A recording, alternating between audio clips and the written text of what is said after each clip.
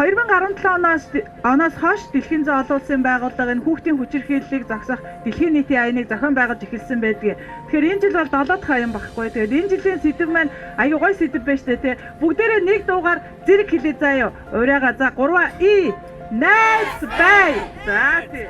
Тэгэхээр энэ жил бол бид нар найз бай гэсэн энэ аяныг өнөөдрөөс эхлээ 6 сарын 8 хүртэл зохион байгуулахаар ингээд ажиллаж байна. Нэлээх тоо баримт хэлээд байна те 6000 гаруй хүүхэд насан туршидын дунд явуулсан судалгаагаар болохоор манай хүүхдүүдийн яг нөө 50 гаруй хувь нь үе тэнгийнхний дарамтанд өртөж байдгаа гэсэн тоо баримтыг хэлж штэ. Өөрөөр хэлбэл 2 хүүхэд тутмын нэг нь яадаг байх нь энэ төрлийн дээрлэхэл дарамтыг бол мэдэрдэг байх нь. Гэтэл эцэг эхчүүдийн 3 эцэг эх тутмын нэг нь хүүхдээ ийм дарамт дээрлэхэлтэнд өртөж байдгаа гэдгийг мэддэггүй байх нь шүү дээ. Тэгэхээр өнөөдөр бол эхэлж байгаа энэ аян маань бол маш их ач холбогдолтой аян байх болно.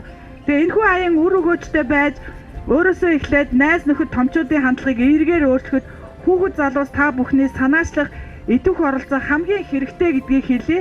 Ингээд нийгэмдээ гэрэлгийгээ харилцаанд хайр нэмсэн сайхан аяндаа нэгтгийг нийт хүүхэд залуучууд багш сургууль хүмүүжүүлэгчид эцэг их асран хамгаалагчтай бүгдд нь урайлж байна. Тэгээд хүүхдүүдээ насан туршдаа эцэг эхчүүдээ бүгдээрээ найз байцгаая.